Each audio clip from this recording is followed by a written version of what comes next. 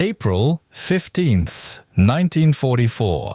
A German armored column pushes slowly through the ruins of a town called Tarnopol, and the men inside those tanks find something they weren't prepared for. Not enemy soldiers, survivors. 10 men stumbling out of a cellar here, 5 more from behind a collapsed wall there, 7 others barely recognizable as soldiers at all. By the time the counting is finished, only 55 men will have made it out alive. 55. Out of a garrison that had numbered 4,600 just 5 weeks earlier. To understand how an entire German garrison could be erased this completely, you have to go back to a single word, spoken by Adolf Hitler himself, on March 10th, 1944, a word that turned an ordinary town into a death sentence for everyone inside it. Here's the hinge. Tarnopol was never supposed to be a fortress. It was a transport hub on the eastern edge of German-held Ukraine, a town of roughly 35,000 people sitting on the Lvov to Odessa railway line, the kind of place that mattered for logistics, not for defense. It had no natural barriers to speak of, no prepared fortifications, and critically, no airfield, which meant that if it were ever cut off, there would be no reliable way to resupply the men inside it except by parachute drop, a method that was unreliable at the best of times and would prove disastrous under siege. And then the Red Army arrived at its gates. On March 9th, 1944, forces of the Soviet First Ukrainian Front struck Tarnopol as part of a broader offensive rolling across the southern sector of the Eastern Front. The next day, with Soviet troops already fighting inside the town itself, Adolf Hitler made the decision that sealed the garrison's fate. He declared Tarnopol a Fester Platz, a fortified place, one of a new category of towns that German High Command had designated to be held to the last man, no matter the tactical situation, no matter whether retreat made more sense. The idea on paper was that these fortress towns would act as breakwaters, tying down Soviet forces and buying time for the rest of the front to stabilize. In practice, for the men trapped inside them, the designation meant something much simpler. You do not leave. Sit with the absurdity of that order for a moment. Tarnopol had no natural defenses, no completed fortifications, no airstrip, and after 5 weeks of fighting, barely any heavy weapons left to speak of. And yet a single declaration from Berlin transformed this ordinary railway town into ground that thousands of men were now required to die defending. The garrison itself, after reinforcements arrived, numbered around 4,600 men. 6 battalions of infantry, cobbled together from whatever units happened to be nearby, backed by a scattering of anti-tank guns and assault guns, but critically short on ammunition, food, and above all, drinking water. The first man handed command of this impossible assignment. General Hans Schrepfer took one look at the situation and understood immediately what he was looking at. He didn't need days of study to reach his conclusion. He assessed the position as hopeless, almost on arrival, and tried to radio Berlin to say so. He couldn't even do that easily. The fortress garrison he'd just been handed didn't have a working radio net, and he had to requisition one before he could even deliver the bad news nobody in Berlin wanted to hear. That's the environment this garrison was fighting in from day one. Not a fortress in any meaningful sense of the word, just a town full of soldiers told to become one by decree. By March 11th, German reinforcements had managed to push into Tarnopol and, in heavy fighting, clear Soviet troops from most of the town itself. For a few days, it looked almost like the defense might hold. Anti-tank guns and assault guns rolled in alongside the infantry, and the garrison's new commander, General Major Egon von Neindorf, organized the defenders into 4 sectors: north, south, east, and west.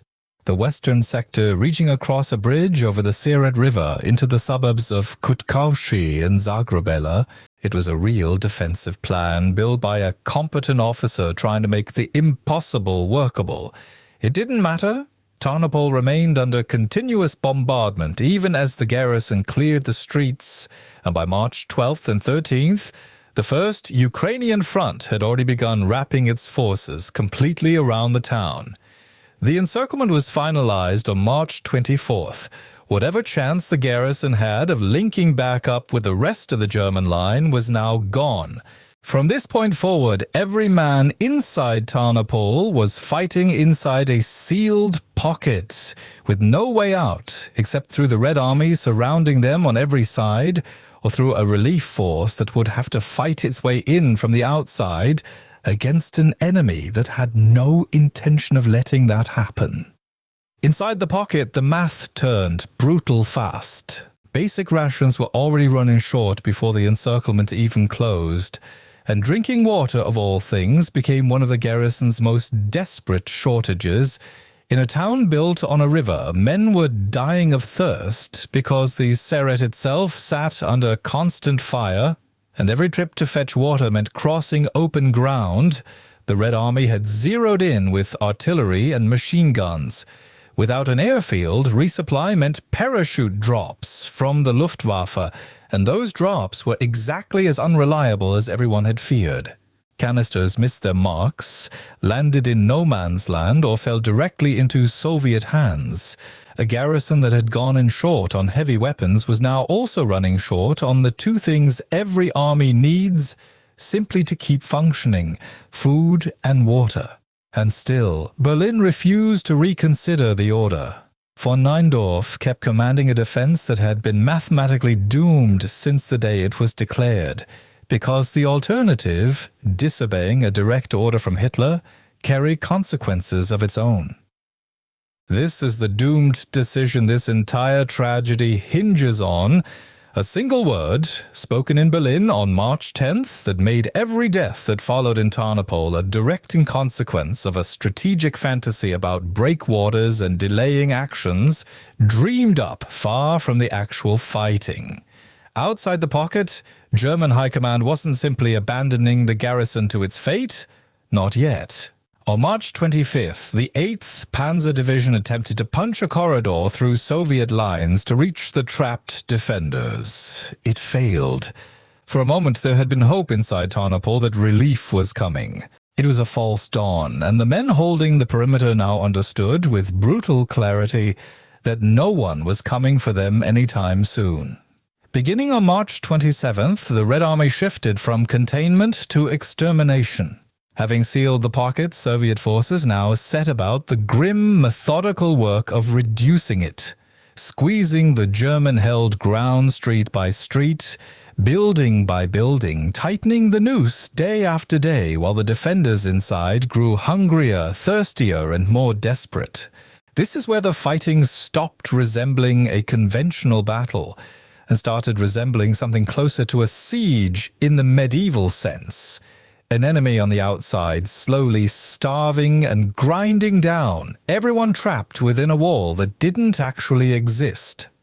By late March and into early April, von Neindorf understood exactly what was happening to his command, and he wasn't shy about saying so, even as orders continued arriving that ignored what he was telling them. On the night of April 2nd, he sent a warning to headquarters that left no room for misinterpretation. Continued resistance in a confined area in the face of relentless enemy pressure was only a question of time before it collapsed entirely. His superiors knew von Neindorf wasn't a man given to exaggeration or panic. They knew, reading that message, that he meant exactly what he said, and their response was to tell him to hold on a little longer because something would be done to relieve his men. Something was attempted. In April's first 2 weeks, German command threw significant armor at the problem, launching the 9th and 10th SS Panzer Divisions, along with a battle group drawn from the 8th Panzer Division, in a fresh attempt to break through to the trapped garrison. This wasn't a token gesture, and these were experienced, heavily armed formations, thrown into the effort specifically because Berlin understood how dire the situation inside Tarnopol had become. And it still wasn't enough. The Soviet forces surrounding the pocket held their ring closed against everything the Germans could throw at it from the outside. Think about what that means for the men trapped inside. Twice now, real armored forces, panzer divisions, not skeleton units, had tried to reach them and failed. Twice the hope of rescue had been raised and then extinguished. Every soldier still alive inside that shrinking pocket now understood, whether or not anyone said it aloud, that the fortress they'd been ordered to hold had become something closer to a grave with walls still standing.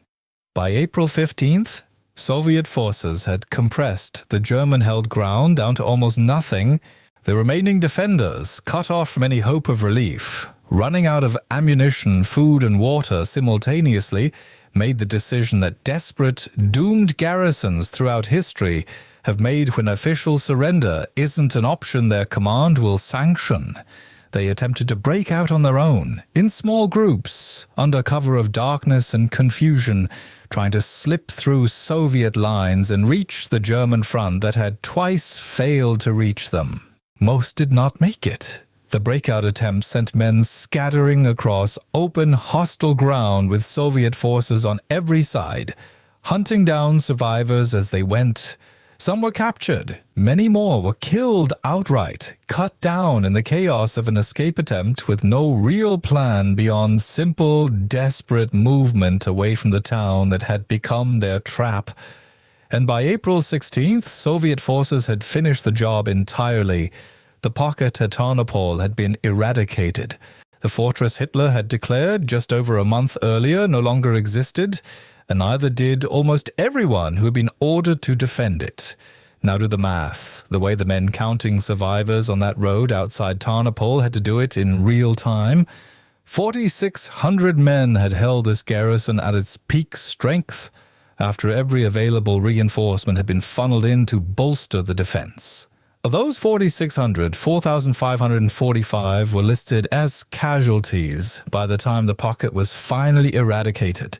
That's a casualty rate of 99%. 99 out of every 100 men who defended Tarnopol were killed, wounded, captured, or simply vanished into the chaos of the final breakout. Only 55 made it through to German lines. 55 men walking or stumbling out of a slaughterhouse that had once been an ordinary railway town, found by the advancing panzer column in small, shattered groups, 10 here, 5 there, 7 more further up the road, barely recognizable as soldiers at all. Picture that number one more time, 55 out of 4,600. If you lined up every man who went into that garrison and asked 99 of them to sit down, only one would still be standing when you were finished. That's not an approximation for dramatic effect. That is almost exactly the real ratio of this battle. Compare that to almost any other catastrophic German defeat of the war, and Tarnopol still stands out. Even Stalingrad, a disaster on a scale roughly 20 times larger in raw numbers, saw a meaningful fraction of its trapped soldiers eventually marched into Soviet captivity, brutal as that captivity was. At Tarnopol, there was barely a fraction left to march anywhere. The garrison wasn't defeated in the way armies are usually defeated. It was consumed almost completely inside a 5-week window that most standard histories of the Eastern Front don't have room to mention at all. And here's the part that makes Tarnopol different from the larger, more famous disasters of the Eastern Front, the ones that get entire books and documentaries built around them. This wasn't a battle involving hundreds of thousands of men. Like Stalingrad, it wasn't a campaign that reshaped the strategic map of an entire theater. Tarnopol was, by the standards of the Eastern Front in 1944, a small battle, one garrison, one town, one operation among dozens happening simultaneously across a front that stretched for hundreds of miles, and that's exactly why it tends to disappear from the popular history of the war entirely. The textbooks that cover Stalingrad in exhaustive detail often reduce Tarnopol to a single sentence, if they mention it at all. Garrison destroyed. Move on to the next chapter. we put the detail back, because the human reality inside that single sentence deserves more than a footnote. Every one of those 4,500 casualties was a man who had been told by the highest authority in his chain of command that his life mattered less than the strategic fantasy of a breakwater, a town Hitler decided from hundreds of miles away should tie down Soviet forces regardless of whether that town had any of the actual defenses a fortress needs. No completed fortifications, no airfield, no natural barriers, just a word, spoken in Berlin, and an order to hold to the last man. You might be wondering whether any of it actually worked, whether the sacrifice bought Germany anything strategically meaningful in exchange for nearly annihilating an entire garrison. The honest answer is complicated and not particularly flattering to the decision that caused it. Tarnopol did tie down significant Soviet resources for over a month, forces that might otherwise have been pushing further and faster toward German lines elsewhere on the front. But the town itself fell anyway, completely, and the railway line it was meant to protect, the vital Lvov to Odessa line, passed into Soviet hands regardless.